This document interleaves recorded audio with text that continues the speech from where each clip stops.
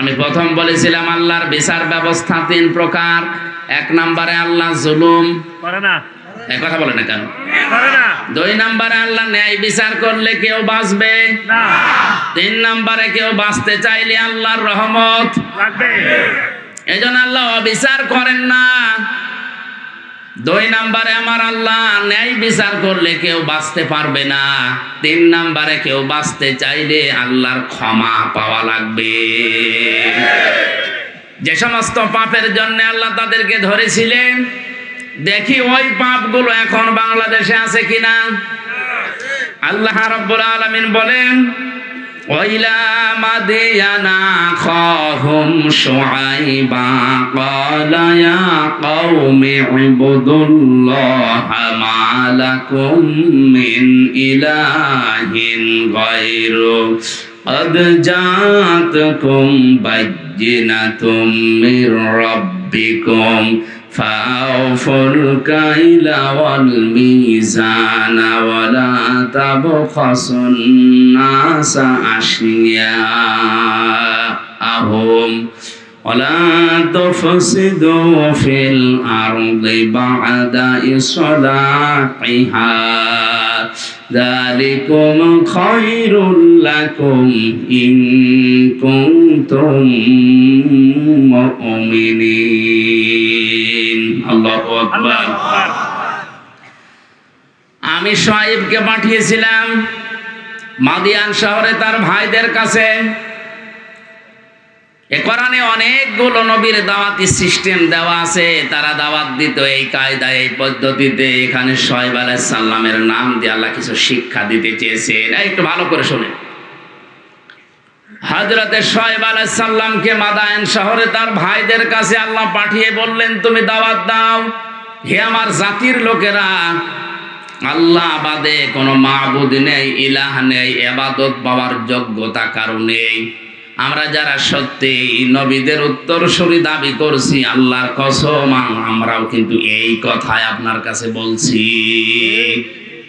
আল্লাহ ছাড়া ইবাদত পাওয়ার যোগ্যতা কারো নাই। এই জন্য সহজভাবে বলি লা ইলাহা ইল্লাল্লাহ। আল্লাহ বাদে ইবাদত পাওয়ার যোগ্যতা, উপাস্য হওয়ার যোগ্যতা দুনিয়ায় আর কারণে। এ কথা বললেই হিন্দুরা রাগ করে, কারণ ওদের দেবতা একটা দুইটা না, কয়টা? 33 কোটি। ওদের দেবতা 33 কোটি, এই জন্য ওদের রাগ হবে। আল্লাহ ছাড়া ইবাদত পাওয়ার, উপাসনা পাওয়ার যোগ্যতার কারণে কথা বললে ইহুদির মন আপনি পাবেন না, খ্রিস্টানের মন আপনি পাবেন না। ওয়ালান তারদা আনকাল ইয়াহুদ ওয়ালান নাসারা হাত্তা তাত্তাবিআ মিল্লাতাহুম কুল ইন্না হুদাল্লাহি হুয়াল হুদা। হে নবী, কখনো ওরা আপনার পদে ইহুদি খ্রিস্টানরা রাজি হবে না যতক্ষণ আপনি তাদের যে ধর্ম অনুসরণ না করবেন। ওদের ধর্মে খোদা কয়জন? 33 কোটি। কারো কারো 3 জন, কারো 2 জন। বিভিন্ন জিনিসকে তারা খোদা হিসাবে মেনে নিয়েছে, উপাস্য হিসাবে ইবাদত পাওয়ার যোগ্যতা তারা ভাগ ভাগ করে দিয়েছে। একমাত্র জাতি মুসলিম। 175 কোটি মানুষের ভেতরে হয়তো ভুল ত্রুটি থাকতে পারে, কিন্তু লা ইলাহা ইল্লাল্লাহর ব্যাপারে কোনো পার্থক্য আমাদের নেই। আমরা মনে প্রাণে বিশ্বাস করি, এ কথা কাজে লাগাতে চাই। আল্লাহ ছাড়া ইবাদত পাওয়ার যোগ্যতা কারো নাই, উপাসনা পাওয়ার যোগ্যতা কারো নাই। কারণ নবীদের দাওয়াত এইটাই ছিল, ইয়া কওমি ইবুদুল্লাহ মা লাকুম মিন ইলাহিন গায়রু। আল্লাহর ইবাদত করো, কারণ তিনি ছাড়া কোনো ইলাহ নেই। এরপরে হযরতে শুআইব আলাইহিস সালাম তার জাতির লোকের কাছে যেই মেসেজটা দিয়েছেন, নবীদের দাওয়াতি পদ্ধতি আপনাকে আমি বলছি। ক্বাদ জাআতকুম বাইয়িনাতুম মির রাব্বিকুম। অবশ্যই তোমাদের রবের পক্ষ থেকে তোমাদের কাছে স্পষ্ট দলিল, প্রমাণ, নিয়ম নীতি, আইন কানুন এসেছে।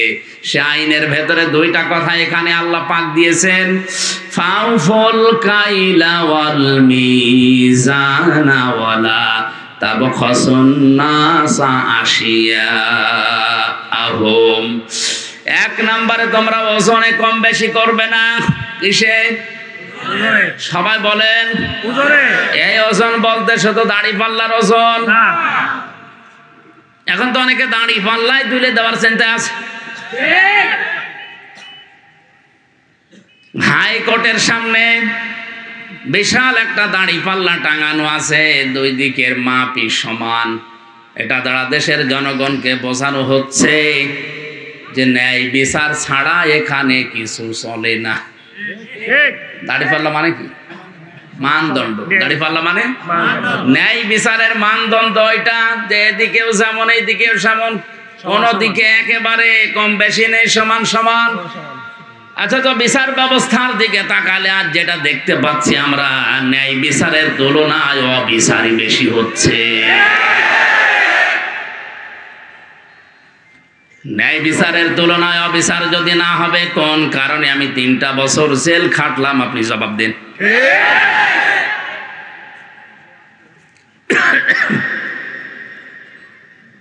হযরতে শুআয়ব ডাক দিয়ে বলেছিলেন, আমার জাতির লোকেরা তোমরা এই পাপটা ছেড়ে দাও, ওজনে কম বেশি করবা না। কারণ এই পৃথিবীতে আল্লাহ যত মানুষকে লানত দিয়েছেন, বরদোয়া দিয়েছেন, তার পয়লা নম্বরে তারা। ওয়াইলুল লিল মুতাফফিফিনা আল্লাযীনা ইযা তালু আলান নাসি ইস্তাওফুন ওয়া ইযা কালুহুম আও ওয়াসানুহুম ইখসিরুন। ধ্বংস হয়ে যাক, বরবাদ হয়ে যাক, আমি আল্লাহর লানত ওই মানুষগুলোর উপরে যারা ওজনে কম বেশি করে। কিসে? বলেন বলেন। এই ওজন বলতে যারা দোকানদার তারা না, না। এই যে এইটাও, এই যে মঞ্চটা, এই যে মেম্বারটা, এটা হক কথা বলার জায়গা। এখানে বসে যারা সঠিক কথাগুলো বলতে চায় না, তারাও কম বেশি করছে। প্রাইমারি স্কুল থেকে বিশ্ববিদ্যালয় পর্যন্ত যারা শিক্ষকতা করছেন, এটা যেহেতু রেকর্ড হচ্ছে, কালকেই তামাম দুনিয়ায় ছড়াবে। আমার বিশ্ববিদ্যালয়ের স্যাররা অনেকে মন খারাপ করে, আমি জানি। আল্লাহর কসম, শিক্ষক যারা আমার মাথার তাজ, আপনাদেরকে আমি ভালোবাসি। আমি কোরআন আপনাদের কাছেই পড়েছি, যতটুকু আমি বুঝেছি। আপনারা ওইভাবে বোঝেন না কেন? প্রাইমারি থেকে বিশ্ববিদ্যালয় স্যার পর্যন্ত যে যতটুকু পেয়েছে, ওজনে কম বেশি করা মানে নেওয়ার সময় বেশি নেয়, দেওয়ার সময় এদের প্রতি লানত কার? আল্লাহ। এই কথা বলা লাগবে, লানত কার? বিশ্ববিদ্যালয় স্যার হওয়ার জন্য কত জ্ঞান লাগে, এটা আমি নিজে অনার্স মাস্টার্স করতে গিয়ে দেখেছি। একজন ডক্টর 45 থেকে 50 মিনিটের একটা ক্লাস নেয়, কমপক্ষে 40-50টা বইয়ের রেফারেন্স তার দেওয়া লাগে। কারণ সামনে যারা বসে আছে ওরা গরু ছাগল না, সব মেধাবী। বিশ্ববিদ্যালয়ে গরু ছাগল চান্স পায় না। বাংলাদেশের মেধা যাদের বেশি, তারাই ওখানে যায়। আর তাদের সামনে বসে 40-45 মিনিট আপনি বক্তব্য দেবেন। কলিমদ্দির মতো না, কোনো কনসার্ট না, এক টান দিয়ে দিলাম, একটা দুলিয়ে দিলাম, হয়ে গেল না। অন্তত বিশ্ববিদ্যালয়ে যারা ক্লাসের মতো ক্লাস নেয়, তাদের 40-50টা বইয়ের রেফারেন্স দেওয়া লাগে। কারণ আমরা জানি ভার্সিটিতে কোনো বই ওইভাবে নেই। স্যারদের লেকচারগুলো থেকে লাইব্রেরিতে হাজার হাজার বই আছে, ওখান থেকে বাছাই করে প্রশ্নের উত্তর তৈরি করা লাগে। এই যে স্যাররা এই পর্যায়ে যেতে তাদের কত মেহনত করা লেগেছে, তারাও তাদের শিক্ষকের কাছ থেকে কত কিছু পেয়েছে। নেওয়ার সময় তারা তো ঠিক মতোই নিয়েছে, কিন্তু দেওয়ার সময় অধিকাংশ স্যাররা আমাদেরকে ওইভাবে দিতে চায় না। আজ প্রাইমারি থেকে আপনি তাকান, মাদ্রাসা বলেন, স্কুল বলেন, কলেজ বলেন, ভার্সিটি বলেন, সব জায়গায় ক্লাসে 45 মিনিটে যেটা দেওয়ার কথা ওইটা ঠিক মতো দেয় না, বলে প্রাইভেট করা। ক্রসিং করা লাগবে। এই যে আপনি নেওয়ার সময় ঠিক মতো নিয়েছিলেন, দেওয়ার সময় ঠিক মতো দিলেন না, এইটাই ওয়াইলুল লিল মুতাফফিফিন। আপনি তো নেওয়ার সময় ঠিক মতোই নিয়েছিলেন, যদি ওইভাবে দিতেন আমার আর প্রাইভেট পড়া লাগতো না, ক্রসিং করা লাগতো না। মনে হয় বেশি বলে ফেললাম।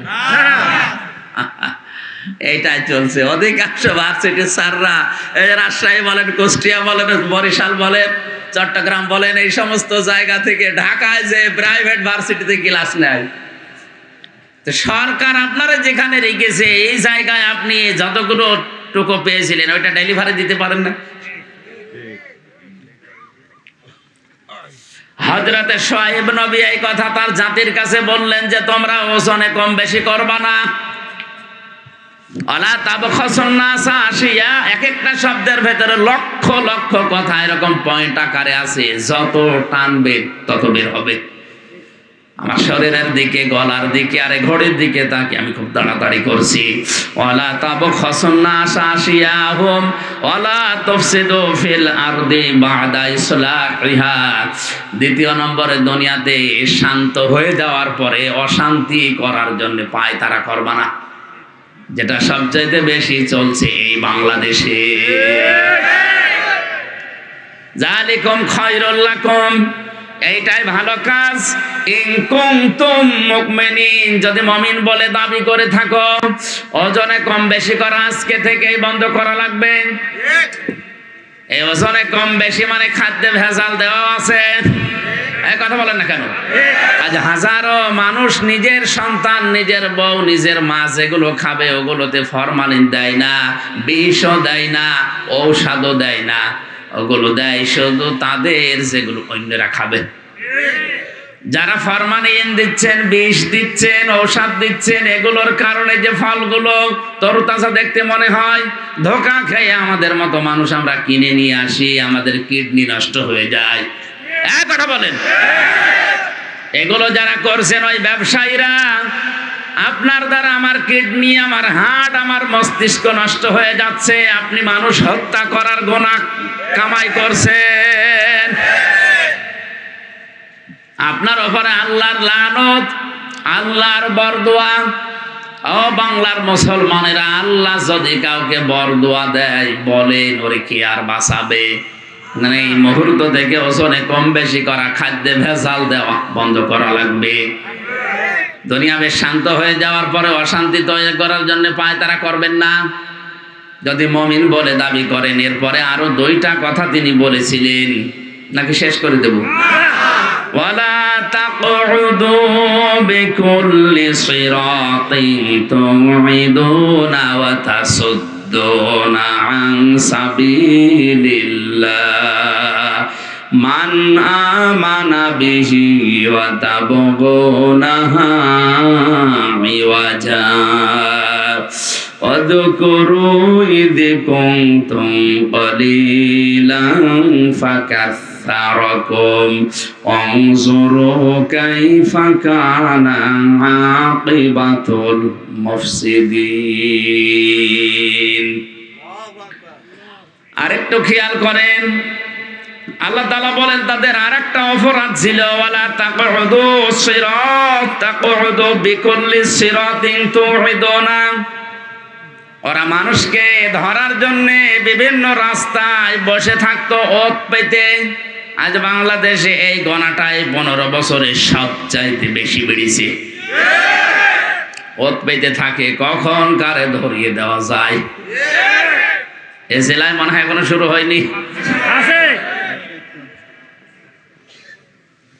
হয়তো একটু পাড়াপতি হিসাবে রাগারাগি হয়েছে, ঝগড়া হয়েছে, রাজনৈতিক একটা সিল লাগিয়ে তারা গোপনে ধরিয়ে দেওয়ার জন্যে থানায় উনি আগে 10,000 টাকা দিয়ে এসেছে যে অমুককে ধরে নিয়ে আসো। উনি ধরে নিয়ে যায়, নিজে আবার ছাড়ায়, মাঝখান থেকে লোকটার প্রায় 50,000 টাকা আল্লাহর ওলি খেয়ে ফেলেছে। আমি এটা একটু বেশি বলে ফেললাম।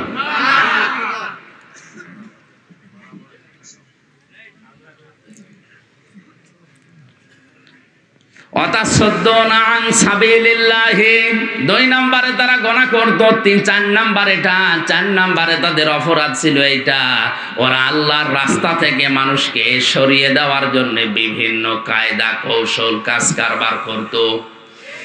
এত কাজে মানুষ যাচ্ছে, কোনো অসুবিধা নেই, আল্লাহর দিকে আল্লাহর পথের দিকে মানুষ আসলেই বাধা। এই গুনাহগুলোর জন্য আল্লাহ রাব্বুল আলামিন হযরত শুআয়ব আলাইহিস সালামের জাতির উপরে যে গজব নাযিল করেছিলেন, এখনো যদি কোনো মানুষ এই কাজ কারবার গুলো বন্ধ না করে, জমিনে ওজনে কম বেশি করা, খাদ্যে ভেজাল দেওয়া, দুনিয়া শান্ত হয়ে যাওয়ার পরে অশান্তি করার জন্য পায়তারা করে বেড়ানো, মানুষকে বিপদে ফেলার জন্য মোড়ে মোড়ে বসে থাকা, এ থোকায় থোকায় শব্দটা আছে। ওয়ালা তাকউদু বিকুল্লি সিরাতিন তুইদুনা ওয়া তাসুদ্দুনা আন সাবিলিল্লাহ, তোমরা বসে থেকো না মানুষকে ধরিয়ে দেওয়ার জন্য, বিপদে ফেলার জন্য কোন রাস্তার মোড়ে মোড়ে গোপনে, কিচ্ছু জানে না, ঘরে ঘুমিয়ে আছে, চোখ খুলে দেখছে জেলখানায়। কি গো, তুই গাছ কেটেছিস, তুই গাড়িতে আগুন লাগিয়েছিস, অথচ কিচ্ছু জানে না। 2-1 দিন ঠিক ওইভাবেই কেটে যাচ্ছে, চোখ খুলে আবার দেখছে বাড়িতে। কি গো, খোঁজ নিয়ে দেখা গেল বাড়ি থেকে প্রায় 2 লাখ টাকা চলে গেছে। এইটা যদি কেউ বন্ধ না করে, আমার আল্লাহ তাদের উপরে মাঝে মাঝে ভূমিকম্প দেয়। রানা প্লাজা এমনি ধসে পড়েনি, অনেকেই বলেছিল যে মনে হয় অনেকে ধাক্কা দিয়ে ফেলে দিয়েছে। আরে ভাই, ধাক্কা দিয়ে বিল্ডিং ফেলে দেওয়া, আপনি ফেলে তো দেখি। 357টা বিল্ডিং এ ফাটল ধরেছে এবছরে, সারা বাংলাদেশের জরিপ, 357টার উপরে বিল্ডিং এ অলরেডি ফাটল ধরে গেছে। পানির স্তরগুলো, এই লেয়ারগুলো নেমে যাচ্ছে। قل أرأيتم إن أصبح ماؤكم غورا فمن يأتيكم بماء معين। হে নবী, আপনি ওদেরকে বলেন তো, আমি যদি পানির লেয়ার নিচে নামিয়ে দেই, দুনিয়ায় কে আছে তোদেরকে পানি দেবে? কে বলছে? আল্লাহ। এই জন্য আমাদের উচিত হচ্ছে এই অপরাধগুলো যারা করছি বন্ধ করি, নয়তো যতই দোয়া দরুদ পড়েন, তাবিজ কবজ লাগান, কাবার ইমাম এনে দোয়া করালো, ভূমিকম্প বন্ধ করতে পারবেন না। কারণ 1500 বছর আগে কোরআনে আল্লাহ এই কথাগুলো জানিয়ে দিয়েছেন। এই আযাব গজব গুলো আসে এমনিতেই না। এই কক্সবাজারে তো আমার মনে হয় এই 2-3 দিন আসার পরে আমি যেটা দেখতে পাচ্ছি, যেভাবে ঢেউগুলো আসতেছে সাগরে, 10 হাত 15 হাত 20 হাত উঁচা হয়ে ঢেউ আসবে, আল্লাহর নির্দেশ শুধু লাগবে। না, আল্লাহ এটা পারে না। আল্লাহ যদি একবার বলে 40 হাত উঁচা হয়ে ঢেউটায়, তাহলে এই জেলা না, এ দেশ পুরা পানির নিচে চলে যাবে। আল্লাহ এটা করতে 10 বছর লাগবে। ইন্নামা আমরুহু ইযা আরাদা শাইআন আইয়াকুলা লাহু কুন ফায়াকুন। আল্লাহ পাক বলেন, আমি যখন কোনো কাজের আদেশ করি তখন কিছুই লাগে না, শুধু কোন বলি, ফায়াকুন, এটা হতে 1 সেকেন্ডও সময় লাগে না। এজন্য আমাদের উচিত আমাদের পাপের কাজগুলো ছেড়ে দেওয়া, থেমে যাওয়া। আমি মুসলিম শরীফ থেকে একটা হাদিস আসার সময় পড়ছিলাম, 6 প্রকার নারীকে আল্লাহ জাহান্নামে দেবে বলে ঘোষণা দিয়েছে। কয় প্রকার? 6 প্রকার। মা বোন যারা এসেছেন খুব ভালো করে শুনবেন, মোবাইল থাকলে সেভ করে নিন। এই 6 প্রকারের ভেতরে যদি আপনি 1 প্রকারেও পড়ে যান, আপনার নামাজ, রোজা, বোরকা পরা সব মাঠে মারা যাবে, আপনি জাহান্নামে। 1 নম্বরে যাদের মাথার চুল খোলা থাকে স্বামী বাদ দিয়ে অন্য কারো জন্য, এরকম মেয়ে লোকে দেশে এখন আর নেই। যে হোটেলে আসি আল্লাহর ওলিরা সব ওই হোটেলে উঠেছে। একজন মেয়ে লোক যদি চুল খুলে রাখে, শুধুমাত্র খুলে রাখতে পারবে তার স্বামীর জন্য। স্বামী বাদে পৃথিবীতে কারো জন্য মেয়ে লোকের চুল খুলে রাখা জায়েজ নেই, এমনকি বাবাকেও চুল খুলে দেখানো জায়েজ নেই। এক কথা বুঝতেছেন?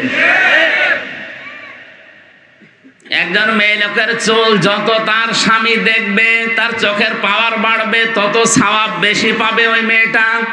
এমনকি আল্লাহর নবী জানিয়েছেন, কোন স্বামী যদি স্ত্রীর মাথায় হাত বুলিয়ে দেয়, যতগুলো চুল পড়বে অতগুলো সওয়াব হবে। আর অন্য যত মানুষ এই চুল দেখবে, অতগুলো সাপ আল্লাহ বানিয়ে কবরে পাঠাবে।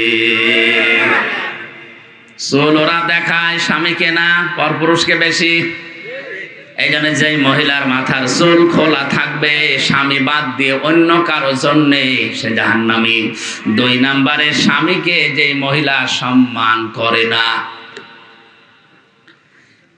3 নম্বরে, স্বামীকে বাদ দিয়ে দেবর, ননদ বা অন্য কারো সাথে যারা হাসি তামাশায় লিপ্ত থাকে বেশি সময়, স্বামীর কাছে আসলে মুখ গোমরা হয়ে থাকে।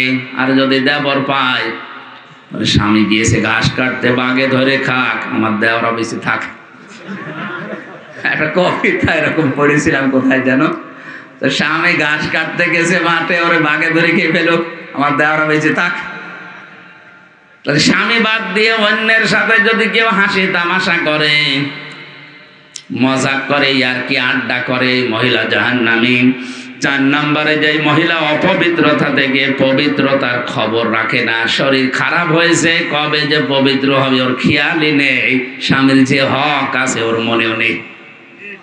এই জন্য যখনই শরীর অসুস্থ হবে, সুস্থ হওয়ার পর থেকে নিজেকে পরিষ্কার পরিচ্ছন্ন করে স্বামীর জন্য উপস্থাপন করা লাগবে।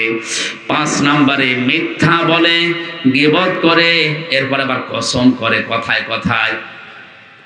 মেয়েদের স্বভাব এটা বেশি, ওরা কিছু হলেই কসম কাটে। কসম যদিও কাটে, আবার ছেলের মাথায় হাত দিয়ে, স্বামীর মাথায় হাত দিয়ে কসম কাটে। এমনকি কাবা শরীফের ছবি টাঙানো বলে কাবার কসম। দুনিয়াতে একজনের নামে শুধু কসম কাটা জায়েজ আছে, কে? বলেন বলেন। আল্লাহ রাব্বুল আলামিন বলেন, ওয়ানজালনা ইলাইকাল যিকরা লিতুবাজ্জিনা লিন-নাসি মা নুজিলা ইলাইহিম ওয়া লাআল্লাহুম ইয়াতাফাক্কারুন। সূরা নাহলের 44 নম্বর আয়াতের শেষের দিকে আল্লাহ জানিয়েছেন, হে নবী, এই কিতাব, এই জিকির, এই আলোচনা আপনার কাছে আমি কেন দিলাম জানেন? আপনি জীবিত মানুষদের সামনে স্পষ্ট ব্যাখ্যা বিশ্লেষণ করে বোঝাবেন। আর যারা আপনার কথা শুনতে আসবে, তাদের একটা দায়িত্ব দিলাম, তারা এই কথাগুলো শোনার পরে বাড়ি যেয়ে যেন চিন্তা ভাবনা করে। যেন এই মাহফিল প্রতিদিন হয় না, 1 বছর পরে মাত্র 4-5 ঘন্টার জন্য হচ্ছে, সেখানে আমার মাত্র 1 ঘন্টা 10-15 মিনিট। এই 1 ঘন্টা 10-15 মিনিটের ভেতরে যে কথাগুলো কোরআন থেকে, হাদিস থেকে গবেষণামূলক ভাবে আমরা বলার চেষ্টা চালাবো, আপনাদের উচিত হচ্ছে এই কথাগুলো নিয়ে আসলে আমাদের প্র্যাকটিক্যাল লাইফে চিন্তা ভাবনা করা। তাহলে নবীজির প্রথম 23 বছরে ফল ছিল, পরের 23 বছরে তিনি হিরো বানিয়েছিলেন হযরতে ওমরের মতো, আবু বকরের মতো। এমনকি তার সামনে যখন বিদায় হসে 27 মিনিটের বক্তব্যের সময় মানুষ ছিল তার সামনে প্রায় 1,14,000। কয়জন? 1,14,000 মানুষের সামনে শেষ ভাষণ দেওয়ার সময় নবীজি বলেছিলেন, তারাক্তু ফীকুম আমরাইন, আমি 2টি জিনিস তোমাদের জন্য রেখে গেলাম। লাং তাদিল্লু, তাদিল্লু মজারে, বর্তমান ভবিষ্যৎ, প্রেজেন্ট ফিউচার। এর আগে লাং এসেছে, আরবি গ্রামার অনুযায়ী কথাটার অর্থ দাঁড়ায় কখনোই তোমরা পথভ্রান্ত হবে না, পথভ্রষ্ট হবে না, লাঞ্ছিত হবে না।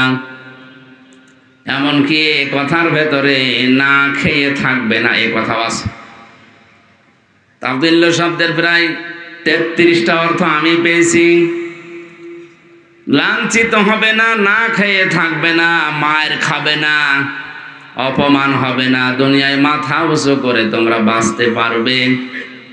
সে যে দুইটা জিনিস রাখলাম, লাং তাদিল্লু মান তামাসাক্কুম বিহিমা কিতাবাল্লাহ ওয়া সুন্নাতু রাসূলি। এক নম্বরে তোমাদের জন্য আমি আল্লাহর কিতাব কোরআনে কারীম রেখে গেলাম, দুই নম্বরে আমার সুন্নাহ আমার আদর্শ রাখলাম। জোরে বলেন সুবহানাল্লাহ। আমার মুসলমান ভাইরা, কথাগুলো খেয়াল করে শোনেন। 1,14,000 মানুষ তার সামনে, বিশ্ব নবীর ডান দিকে হযরতে আবু বকর, বাম দিকে ওমরের মতো মানুষ বসা ছিল। জাবালে রহমত, যেই পাহাড়ের উপরে তিনি দাঁড়িয়ে এই কথাগুলো বলছিলেন, আমি নিজে উঠেছিলাম ওই পাহাড়ে। বিশ্ব নবীর এই পাহাড়ের পাদদেশে 1,14,000 মানুষ দাঁড়িয়ে আছে। নবীজি কিন্তু হযরতে আবু বকরের নাম বলেননি, ওমরের নাম বলেননি। যে এই যে দুইজন আমার পাশে বসে আছে, এরা দুইজন এই জান্নাতি। এরা দুইজন কি? জান্নাতি। 10 জন মানুষকে জীবিত অবস্থায় যে জান্নাতের গ্যারান্টি দেওয়া হয়েছিল, তার ভেতরে এই দুইজনের নাম আছে না নেই? নবীজিকে বলতে পারতেন না, এই যে আবু বকরকে রাখলাম, এই যে ওমরকে রাখলাম, আমার পরে যদি এদেরকে অনুসরণ করো তোমরা জান্নাত পেয়ে যাবে, বলেছিলেন? বলেন বলেন না। আমি জান্নাতের দিকে যাচ্ছি, আসো আমার সাথে, তোমাদের জান্নাতে নিয়ে যাবো। এই কথা শুধু নবীজি একবার বলেছিলেন বদরের ময়দানে যাবার সময়। তিনি বলেছিলেন, আমি জান্নাতের দিকে যাচ্ছি, যার প্রশস্ততা আকাশ আর জমিনের চাইতেও বিস্তৃত। কে তোমরা জান্নাতে যাবো, আসো আজ আমার সাথে। নবীজি বলেন, ওই দিন আমার সাথে যারা যোগ দিয়েছিল, যারা শহীদ হয়েছিল, পরেও যারা মারা গেছে, প্রত্যেকেই জান্নাতি। জোরে বলেন আল্লাহু আকবার। এর ভেতরে স্পেশাল ভাবে যে 10 জন মানুষের নাম আমরা হাদিসে জানি, তার ভেতরে আবু বকর আছে, ওমর আছে। কথা বলেন ঠিক কিনা? এত বড় বড় পাওয়ারফুল নবী, পাওয়ারফুল মানুষ যারা, যাদের জান্নাত দরজা ডাকতে থাকবে, হযরতে আবু বকরের জীবনীতে আছে জান্নাতের প্রতিটা দরজা তাকে পাওয়ার জন্য আকাঙ্ক্ষা পেশ করবে, আসেন আমার দিকে। হযরতে ওমরের ব্যাপারে আছে আকাশের তারকারাজি, কেউ যদি গণনা করা শুরু করে একদিন শেষ হয়ে যাবে। হযরতে ওমর যে নেকির কাজ দুনিয়ায় করেছিলেন, 26 বছর বয়সে মুসলমান হওয়ার পর যেই কয়দিনই বেঁচে ছিলেন, মাত্র এই কয়েক বছরে তিনি এত বেশি নেকির কাজে আঞ্জাম দিয়েছেন, কিয়ামত পর্যন্ত কেউ যদি ওমরের নেকি গণনা করে শেষ হবে না। মাথায় যাদের মগজ আছে চিন্তা করেন তো, যে মানুষগুলো সামনে পেছনে বসে আছে, এই মানুষগুলোকে নবীজি নাম ধরে বলতে পারলেন না কেন যে এদেরকে রেখে গেলাম, এদের মেনে নিলেই জান্নাত পেয়ে যাবে? এ কথা বলেননি এই কারণে, এই কারণ নবী ছাড়া কারো ঈমান নিরাপদ না। যে কোনো সময় মানুষকে শয়তান বেঈমান করে ফেলতে পারে। নবীজি নবীদেরকেও শয়তান ধোঁকা দিয়েছে, কিন্তু আল্লাহ নিজে স্পেশাল ভাবে তাদেরকে বাঁচিয়েছেন, তাদের কথা আলাদা।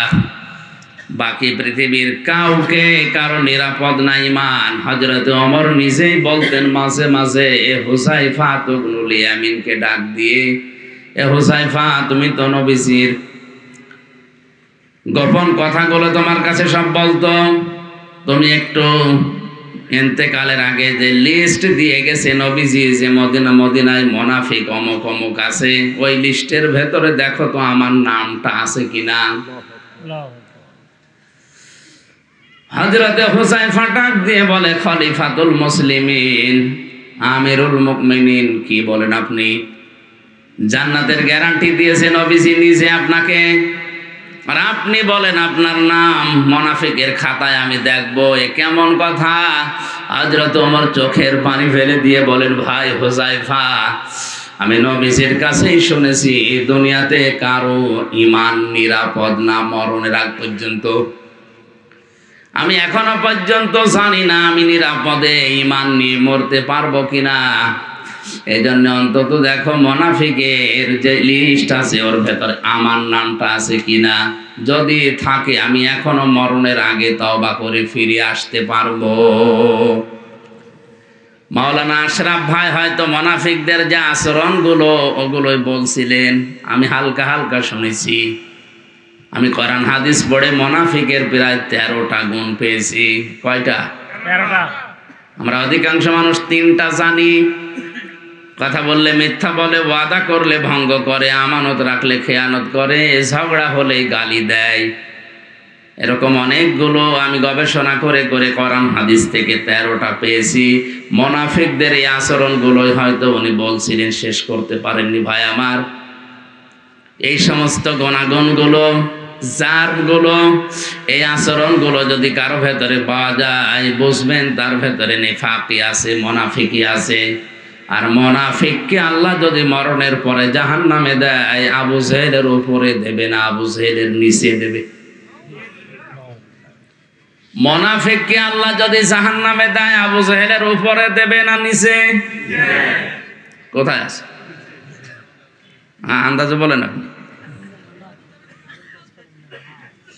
সূরা নিসা 140 নম্বর আয়াতে আল্লাহ পাক বলেন, ইন্নাল্লাহা জামিউল মুনাফিকিনা ওয়াল কাফিরিনা ফি জাহান্নামা জামিআ।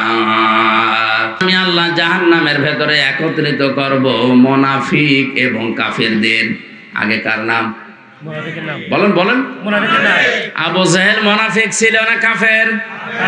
এই আয়াত দ্বারা বোঝা যায় যারা মুনাফিক এরা কিন্তু আবু জেহেলের নিচে থাকবে না, এরা থাকবে উপরে। বলছে ঠিক। আরে ভাই আপনি তো উল্টাপাল্টা বলেন। আবু জেহেল যদি জাহান্নামে পড়ার পরেই থেমে যায়, মুনাফিক থামবে না, একেবারে নিচে থাকবে। ইন্নাল মুনাফিকিনা ফিদ দারকিল আসফালি মিনান নার ওয়া লান তাজিদা লাহুম নাসীরা। অবশ্যই মুনাফিকদের জায়গা হবে জাহান্নামের একেবারে নিচে। আসফাল ইসমে তাফসিল, এর জায়গার নিচে নেই, একেবারে নিচে তাদের জায়গা দেব। শুধু জায়গা নিচে দেব না, এই মানুষগুলোকে কেউ সাহায্যের কথা বলতেও আসবে না। কাফেরদের যত কথা আমি পেয়েছি, কোন কাফেরকে সাহায্য করা হবে না এমন কথা নেই, যদিও তাদেরকেও সাহায্য করা হবে না। কিন্তু ওয়ালাং তাজিদা লাহুম নাসীরা এরকম কঠিন শব্দ নেই। তাজিদার আগে লান আছে মজারে, মজারের আগে আমি আগেই বললাম লাং তাদিল্লুর উদাহরণ দিতে গিয়ে লান আসলে অর্থ হয় কোশ্চিন কালেও হবে না। আল্লাহ বলেন মুনাফিক যদি জাহান্নামের নিচে যায়, ওদেরকে সাহায্যের জন্য কেউ আসবে না, সাহায্য করাও হবে না। জোরে বলেন নাউজুবিল্লাহ। এখন আমার প্রশ্ন হচ্ছে, মুনাফিক তৈরি হয় কাদের ভেতরে? মুসলমানদের। বলেন কাদের ভেতরে? কোন ইহুদি, কোন খ্রিস্টান, কোন বৌদ্ধ, কোন হিন্দু, কোন মাজুসি, যত জাতি এখন পৃথিবীতে এখন প্রায় 4500 জাতি আছে, কোন জাতির ভেতরে মুনাফিক তৈরি হয় না। মুনাফিক শুধুমাত্র তৈরি হয় মুসলমানদের ভেতরে। আমরা যেহেতু মুসলমান হিসাবে দাবি করি, তাহলে মুনাফিকের জার আমাদের ভেতরে থাকার সম্ভাবনা বলেন না কেন? হযরত ওমর যদি বলেন এখনো যদি আমার নামটা থাকে আমি তওবা করে ফিরে আসবো, ভালো হয়ে যাবে মরণের আগে, তা আমাদের ওই চিন্তা ভাবনার দরকার নেই। কেউ যদি বলে আমি ইহুদি দেখব, তাহলে আপনি ইসরায়েলে যান, শুধু ইহুদি পাবেন। তামাম দুনিয়ার নিকৃষ্ট জাতি হিসাবে এখন যারা পরিচিত, জঘন্যতম জাতি হিসাবে যারা দুনিয়ায় পরিগণিত, এখন তারা হচ্ছে ইহুদি। দুনিয়ার যত অপকর্মের মূল হোতা এই ইহুদিরা। কথা বুঝতেছে? খ্রিস্টানকে যদি দেখতে চাই, আপনি আমেরিকায় যান, শুধু খ্রিস্টান পাবেন। কেউ যদি বলে আমি বৌদ্ধ দেখবো, চীনে যান, মায়ানমারে যান, শুধু বৌদ্ধ পাবেন। কোন মানুষ যদি বলে আমি মুশরিক দেখবো, পাশের রাষ্ট্রে ভারতে যান, শুধু মুশরিক পাবেন। এখন যদি বলেন জাহান্নামের একেবারে নিচে থাকবে যারা মুনাফিক, আমি দেখব। এই দেশে পাঠানো লাগবে, কারণ দেশে ৯৬% মুসলমান। মুনাফিক এই দেশে থাকার সম্ভাবনা আছে না নেই? মুনাফিকদের ১৩টা আচরণের ভেতরে ১১ নম্বরে আমি পেয়েছি, ওদের সব সহ্য হয়, আল্লাহর কোরআনের কথা সহ্য হয় না। কোরআনে কারীম জানিয়েছে, ওয়াইদা কিলা লাহুম তাআলাউ ইলা মা আনজালাল্লাহু ওয়া ইলার রাসূলি রাআইতাল মুনাফিকিনা ইয়াসুদ্দুনা আনকা সুদুদা।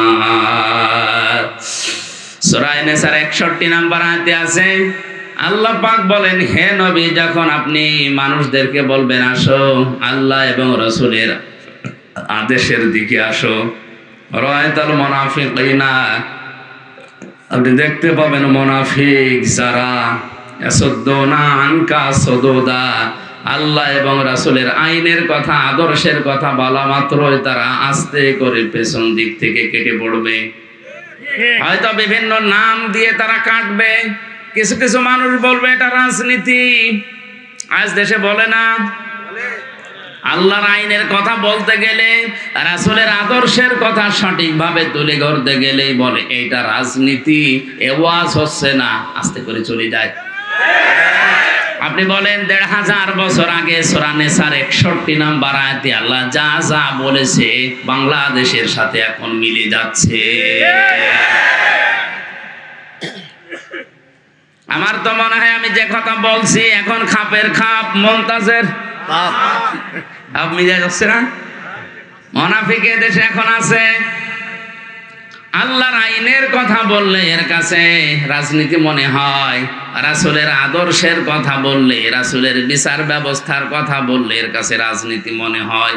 বলে এটা আমাদের সংবিধানের বাইরের কথা। পৃথিবীর সবচাইতে বড় সংবিধান আল্লাহর কোরআন। وَكَذَلِكَ أَنزَلْنَاهُ حُكْمًا عَرَبِيًّا وَلَئِنِ اتَّبَعْتَ أَهْوَاءَهُمْ بَعْدَ الَّذِي جَاءَكَ مِنَ الْعِلْمِ مَا لَكَ مِنَ اللَّهِ مِنْ وَلِيٍّ وَلَا وَاقٍ। জোরে বলেন আল্লাহু আকবার। সূরা রদের ভেতরে আল্লাহ পাক জানিয়েছেন, হে নবী, এই কোরআনকে আমি আল্লাহ দুনিয়ায় সংবিধান করে নাজিল করলাম। এইটা বাদ দিয়ে কোনো মানুষ যদি মন মস্তিষ্কের তৈরি করা মন মতো আইন কানুন নিয়ম নীতি বানিয়ে পরিবার সমাজ চালাতে চায়, সে কাউকে সাহায্যকারী হিসাবে পাবে না। সরে বলেন নাউজুবিল্লাহ। এই জন্য আমাদের উচিত হচ্ছে, আমরা যেহেতু মুসলিম, আমাদের একমাত্র আদর্শ হওয়ার কথা যার নাম বলেছি উসওয়াতুন হাসানা, দুনিয়ায় কেউ না, মুহাম্মাদুর রাসূলুল্লাহ। আজকের পোস্টারের প্রথমে আপনারা লিখে দিয়েছেন তোমাদের জন্য রাসূল সাল্লাল্লাহু আলাইহি ওয়াসাল্লামের জীবনে মহত্তম বা সর্বোত্তম আদর্শ লুকিয়ে আছে, আল কোরআন। এটা সূরা আহজাবের ২১ নম্বর আয়াতের প্রথম অংশে আছে। আমার প্রশ্ন, পরবর্তী শব্দগুলো লিখতে পারতেন। আল্লাহর নবীকে আদর্শ হিসাবে পাবে যাদের ভেতরে ৩টা গুণ আছে। কয়টা? ৩টা। আয়াতের পরবর্তীতে আল্লাহ সিরিয়াল করে দিয়েছেন, লিমান কানা ইয়ারজুল্লাহা ওয়াল ইয়াউমাল আখিরা ওয়া যাকারাল্লাহা কাসীরা। ১ নম্বরে যে মানুষগুলো লিমান কানা ইয়ারজুল্লাহ, আল্লাহ রাব্বুল আলামিনের দিকে যারা ফিরে আসে, রাজা ইয়ারজু মানে ফিরে আসা। ২ নম্বরে যে মানুষগুলো দুনিয়াতে ওয়াল ইয়াউমাল আখিরা, কিয়ামতে জবাব দেওয়া লাগবে এই বিশ্বাস করে। ৩ নম্বরে যাকারাল্লাহা কাসীরা, যাদের জীবনে সবচাইতে বেশি আল্লাহর আলোচনা হয়। কার? আল্লাহ। বলেন বলেন আল্লাহ। তাহলে এই বাংলাদেশে ১৮ কোটি মানুষের জন্য রাসূলুল্লাহ আদর্শ এখনো সবার জন্য হয়নি, কারণ এই তিনটা গুণ আমরা অধিকাংশ মানুষের ভেতরে দেখতে পাচ্ছি না। এক কথা বলা লাগবে। আমি শর্ত দিলাম মাওলানা হাফিজকে, আপনি যদি কুষ্টিয়ায় যান আপনার সাথে আমি যাব, শর্ত দিয়েছিলেন আপনি যদি যান। এখন উনি যদি সকালে না যায়, আমার যাওয়ার দরকার আছে। আল্লাহ তাআলা বলেন উত্তম আদর্শ, সর্বোত্তম আদর্শ তোমাদের জন্য রাসূলুল্লাহ, কিন্তু তিনটা গুণ থাকা লাগবে। কয়টা? সবাই বলেন, সবাই বলেন। আপনার ভেতরে আছে কিনা আপনি মিলান। যদি না থাকে, কোরআনে কারীম আমার সামনে সূরা আহজাবের 21 নম্বর আয়াতকে সাক্ষী রেখে বলছি, মরণের পরে বিনা হিসাবে বিনা বিচারে আপনি জাহান্নামে। আপনি যতই নামাজ পড়েন, রোজা রাখেন, 5 কলি 10 কলি 20 কলি মাথায় দেন, যদি মনে করেন আমার তো ঈমান আছে না, আপনার ঈমান নেই। কারণ এই তিনটা গুণ যদি কারো না থাকে, সে রাসূলুল্লাহকে আদর্শ পায়নি। আর রাসূল যার আদর্শ হয়নি, ওর ঈমান নেই, ওটা বেঈমান।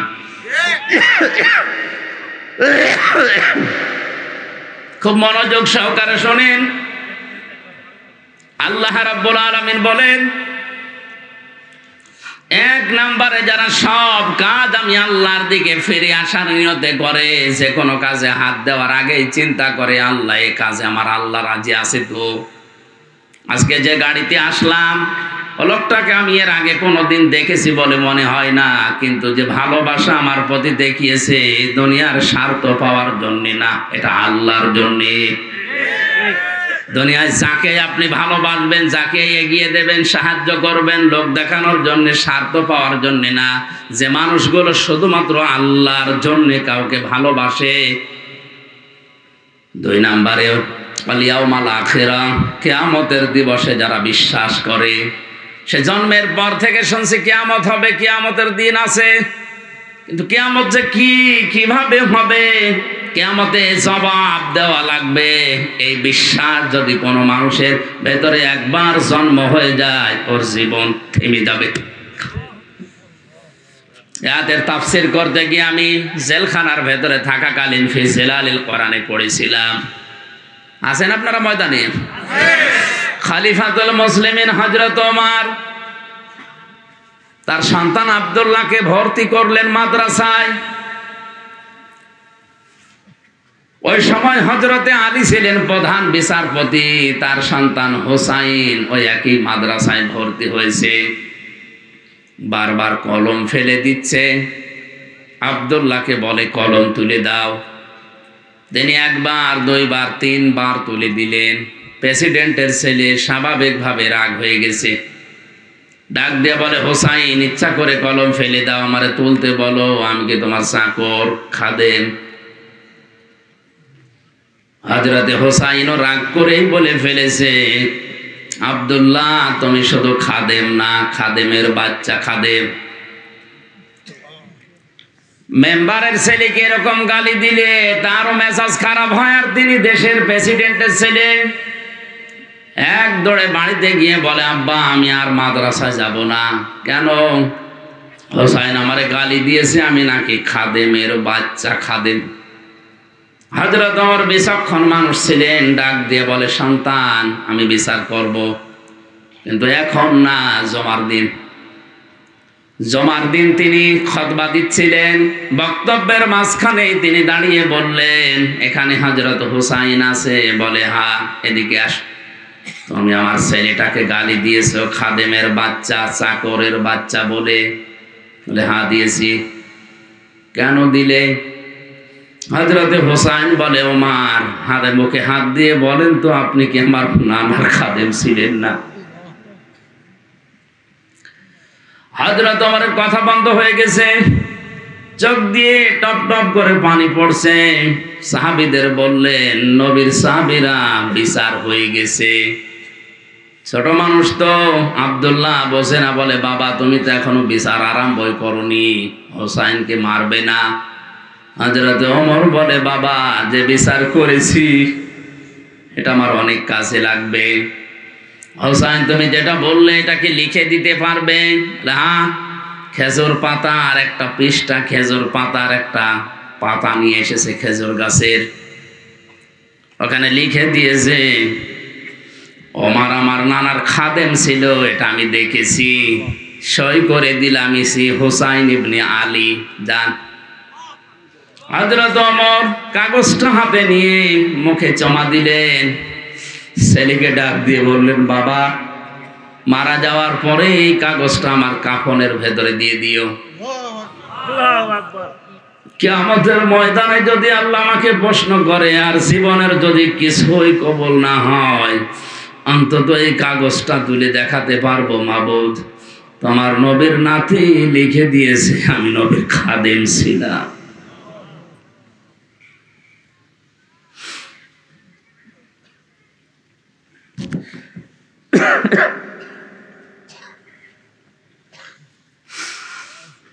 এই ওসিলাই হলেও তুমি আমাকে আজকে মাফ করে দাও। এই ধরনের মানুষেরা কিয়ামতের যে বিশ্বাস, যে ভয় তাদের ছিল, এরপরও একটা দুর্বল হাদিস বলছি শিক্ষার জন্যে। হযরত ওমরেরও আল্লাহর দরবারে নিজের জীবনের মাত্র কয়েক বছরের হিসাব দিতে লেগেছিল প্রায় 12 বছর। ইন্তেকালের পরে প্রায় 12 বছর পার হয়ে গেল। হযরতে আব্দুল্লাহ একবার স্বপ্ন দেখলেন, হযরত ওমর সুন্দর পোশাক পরে নদী থেকে আসতেছে গোসল করে। ডাক দিয়ে বলে, বাবা কোথায় ছিলেন? কতদিন আপনাকে দেখি নাই। হযরতে ওমর বলে, বাবা আজকে 12 বছর আমি দুনিয়ার জীবন ছেড়েছি। মহান আল্লাহ আমার জীবনের হিসাব নিচ্ছিলেন। শেষ পর্যন্ত তিনি আমাকে বলেছে, ওমর তোরে মাফ করে দিলাম। কারণ আল্লাহ যদি কারো প্রতি ন্যায় বিচারও করে সে বাঁচবে না, যদি সঠিক বিচারও কারো প্রতি করে সে বাঁচবে না। অন্যায় বিচার তো আল্লাহ করেই না, ন্যায় বিচার করলেও কেউ পার পাবে না। আল্লাহ যদি কাউকে বাঁচাতে চায় বলবে শেষে যে তোরে মাফ করে দিলাম। আল্লাহ যদি অবিচার করেন এ কথা বিশ্বাস করবেন না, আল্লাহ অবিচার করেন না। আল্লাহ যদি কারো উপরে ন্যায় বিচার করেন সে বাঁচবে না, সে ধরা খাবে। কথা বুঝতেছে? আল্লাহ অবিচার কথা বলেন না কেন? আল্লাহ অবিচার, ন্যায় বিচার করলে বাঁচার কোনো উপায়। আল্লাহর কাছ থেকে যদি কেউ বাঁচতে চায় একটা মাধ্যম আছে, যে আল্লাহ আমারে মাফ করে দাও। হযরত ওমর বলেন, আমারে শেষ পর্যন্ত আল্লাহ ডাক দিয়ে বলেন, ওমর তোরে মাফ করে দিলাম। ফেরেশতা আমারে নিয়ে গোসল করিয়ে জান্নাতের নহর থেকে এই যে সাদা পোশাক জান্নাতের, এটা পরিয়ে আমাকে বলছে, যান আপনি জান্নাতে যান। ও কক্সবাজারবাসী, হযরত ওমরের যে জীবনী শুনলেন, আকাশের তারকার চাইতে যার নেকির কাজ জীবনে বেশি ছিল। কোন রাস্তা দিয়ে গেলে শয়তান পর্যন্ত 40 দিন ওই রাস্তায় যেতে ভয় পেত। এত বড় পাওয়ারফুল মানুষ নবীজি বলেন, একবার আমার স্ত্রীরা আমার কাছে এইটা দেন এইটা দেন ঝগড়া করছিল। হযরতে আবু বকর আসলেন, স্ত্রীদের ঝগড়া থামে না। হযরতে ওসমান আলী এসেছে, তাদের ঝগড়া থামে না। হযরতে ওমর কিছুক্ষণ পরে বাইরে থেকে সালাম দিয়েছে, আসসালামু আলাইকা ইয়া রাসূলুল্লাহ। স্ত্রীরা বলছে, আপনি থাকেন, আমরা গেলাম। কারণ এখন যে লোকটা এসেছে এর মুখের আগে হাত চলে।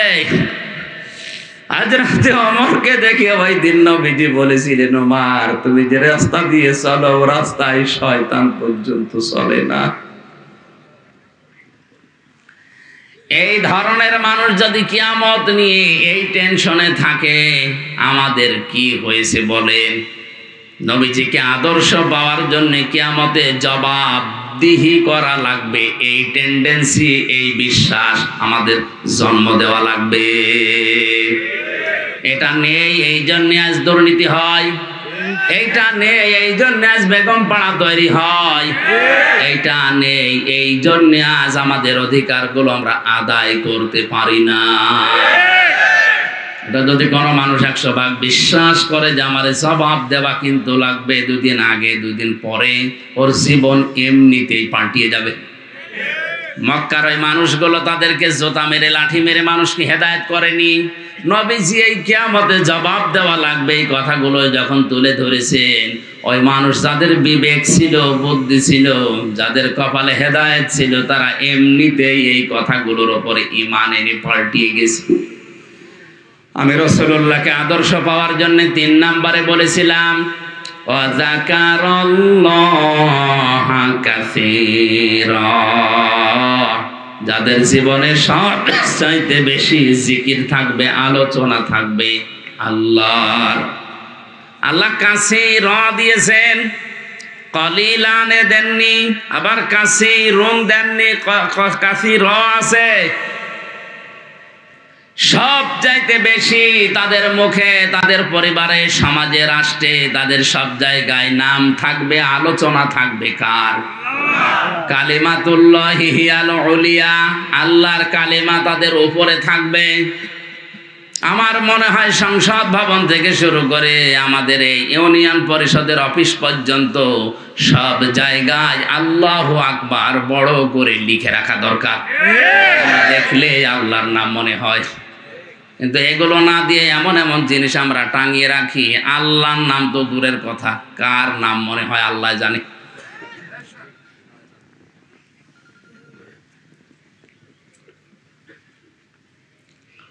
আল্লাহ রাব্বুল আলামিন বলেন, রাসূলুল্লাহকে যারা আদর্শ হিসাবে এই 3টা গুণ অর্জন করে পাবে, বিশ্ব নবী মুহাম্মদুর রাসূলুল্লাহ রাসূলুল্লাহ হওয়ার পর থেকে আতঙ্কে ছিলেন। কিসে ছিলেন? বলেন বলেন।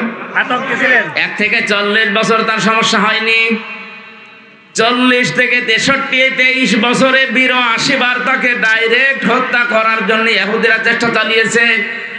শুধু চেষ্টাই চালিয়ে শেষ করে দেয়নি, মরণের পরেও তার লাশ পর্যন্ত চুরি করার জন্য তারা ব্যস্ত ছিল। 23 বছর রাসূলুল্লাহকে যারা মেনে নিয়েছে তারাও বিপদে পড়েছে, কিন্তু 1 থেকে 40 যারা ওই সময় মেনে ছিল, তার সাথে ছিল, তাদের কোনো বিপদ হয়নি। এমনকি পুরো আরব জাহানে তাদের একটা শত্রুও ছিল না। আর রাহিকুল মাখতুম, এই ঐতিহাসিক সিরাত গ্রন্থে আপনি দেখবেন 1 থেকে 40 বছর পর্যন্ত নবীদের পেছনে মানুষ ছিল না, তা না ছিল। কারণ হিলফুল ফজল যেদিন গঠন করেন তার সাথে ওই এলাকার যুবকেরা অনেকেই যোগ দিয়েছিল। সামাজিক উন্নয়নমূলক অনেক কাজ তিনি এই সংগঠনের মাধ্যমে এলাকায় করতেন, কিন্তু দুঃখজনক হলেও সত্য, একটা শত্রুতার ওই সময়ের ভেতরে তৈরি হয়নি। একই মানুষ 40 বছরে কোরআনে কারিমটা হাতে পাওয়ার পরে যতদিন এইটা তার কাছে ছিল ততদিন তার শত্রুর অভাব ছিল না। এই জন্য আমরা যদি কেউ বলি আমি নবীওয়ালা কাজ করি না, আপনি মোহাম্মদ ইবনে আব্দুল্লাহর কাজ করেন, এই জন্য আপনার সমস্যা হয় না। কেউ যদি রাসূলুল্লাহর কাজ আরম্ভ করে, রাসূলুল্লাহর যেভাবে আরম্ভ হয়েছিল 3 বছর তিনিও জেলে ছিলেন, আপনারও থাকা লাগতে পারে।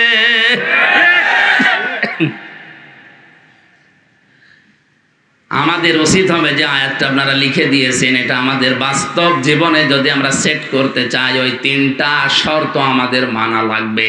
এই শর্তগুলো আমার আল্লাহর। আরো জোরে বলেন কার? আল্লাহ আমাদের মেনে নেওয়ার তৌফিক দিন, জোরে বলেন আমিন। আমার আলোচনার বিষয় বলেছিলেন কোন পাপে কোন গজব। জবান খুলে কোরআনের এই সোনালী আয়াত সূরা রুম 41 নম্বর আয়াতটা পড়েছি, পড়েন। আউযু বিল্লাহি মিনাশ শাইতানির রাজিম, বিসমিল্লাহির রহমানির রহিম।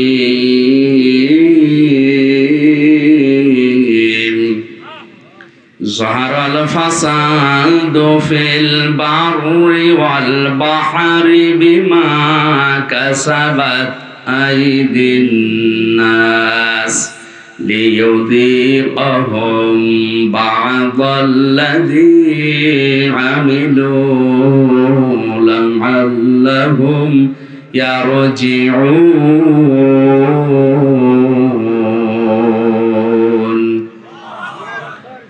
আল্লাহ রাব্বুল আলামিন বলেন জলে স্থলে যে বিপর্যয়, যে অশান্তিগুলো, যে গজবগুলো দেখতে পাও, এগুলো আমি একটাও দিতে চাই না। এগুলো সব তোমাদের হাতের পাপ কামাই করা ফসল। আমি কেন এগুলো দেই মাঝে মাঝে জানো? অতিবৃষ্টি অনাবৃষ্টি মাঝে মাঝে এ জমিনকে ঝাঁকুনি দেয়, আমরা যেটা ভূমিকম্প বলে শুনি। এগুলো কেন করি? লিইউযিকাহুম বা'দাল্লাযী আমিলু। তোমরা যে আমল করেছো, কাজ করেছো, আমল আবার দুই প্রকার। আমল কয় প্রকার? একটা বদ আমল, একটা নেক আমল। এই বদ আমল যারা দুনিয়ায় করে তাদেরকে আমি আল্লাহ একটু থামাতে চাই, এই আযাবগুলো দিয়ে তাদেরকে আমি আল্লাহ একটু বাধা দিতে চাই, দেখি তারা ফিরে আসে কিনা। লাআল্লাহুম ইয়ারজিউন, আমি চাই যে তারা ফিরে আসুক। কপাল পড়া মানুষ আমরা, মাঝে মাঝে এগুলো আমাদের সামনে আসতেছে, এগুলো দেখার পর আমরা ফিরে আসা দূরের কথা, আমাদের বিদ্যা আরো বাড়ে। সরার ভেতরে আল্লাহ জানিয়েছেন, এটা 29 নম্বর আয়াতে আছে, ওমা সাবাকুম মিন মুসিবাতিন ফাবিমা কাসাবাত আইদিকুম ওয়া ইয়াফু আন কাসীর। তোমরা যত অন্যায় করো, পাপ করো, সব পাপের শাস্তি যদি আমি আল্লাহ দেই, শ্বাস ফেলার সময় তোমরা পেতে না। আমি আল্লাহ অধিকাংশগুলোই মাফ করে দেই, এই কিছু পাপের শাস্তি দুনিয়ায় পাঠাই যেন তোমরা আমি আল্লাহর দিকে ফিরে আসতে পারো। বাংলার মুসলমানেরা আজকে আমি কয়েকটা পয়েন্টের উপরে সাজিয়েছি। আমি দেখতে চাই এই পাপগুলো যদি বাংলাদেশে হয়, ওগুলোর জন্য আপনি যতই দোয়া দরুদ পড়েন, তাবিজ কবজ গলায় দিন, থামাতে পারবেন না। আল্লাহর শাস্তি ওটা ছেড়ে দেওয়া লাগবে।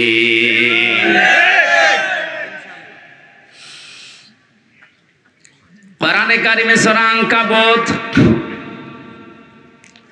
আয়াত নাম্বার 40-41, ফাকুল্লান আখাযনা বিযামবিহি ফামিনহুম মান আরসালনা আলাইহি হাসিবা ওয়া মিনহুম মান আখাযাতুহুস সাইহাতু ওয়া মিনহুম মান খাসাফনা বিহিল আরদা ওয়া মিনহুম মান আগরাকনা ওমা কানাল্লাহু লিয়াযলিমাহুম ওয়ালাকিন কানু আনফুসাহুম ইয়াযলিমুন।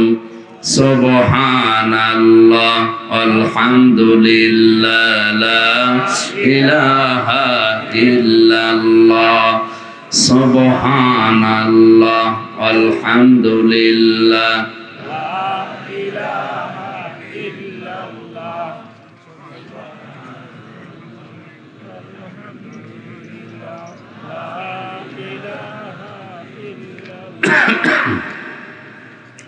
জিকির জোরে করেন। সুবহানাল্লাহ আলহামদুলিল্লাহ লা ইলাহা ইল্লাল্লাহ লা ইলাহা ইল্লাল্লাহ মুহাম্মাদুর রাসূলুল্লাহ। আয়াত বুঝতে কষ্ট হচ্ছে? আল্লাহ রাব্বুল আলামিন বলেন, যুগে যুগে বহু মানুষকে আমি তাদের পাপের জন্য পাকড়াও করেছিলাম। কাউকে আমি ঝঞ্ঝা নামক বৃষ্টি দিয়ে, পাথরের বৃষ্টি দিয়ে, কাউকে ডুবিয়ে, কাউকে পানি দিয়ে, জলোচ্ছ্বাস দিয়ে দুনিয়া থেকে আমি তাদেরকে বিদায় করে দিয়েছি। কাউকে জমিনের ভেতরে গেড়ে দিয়েছি। আমি কারো উপরে আল্লাহ জুলুম করি না, মানুষ নিজেরাই নিজেদের উপরে জুলুম করে। কথা বলেন ঠিক কিনা?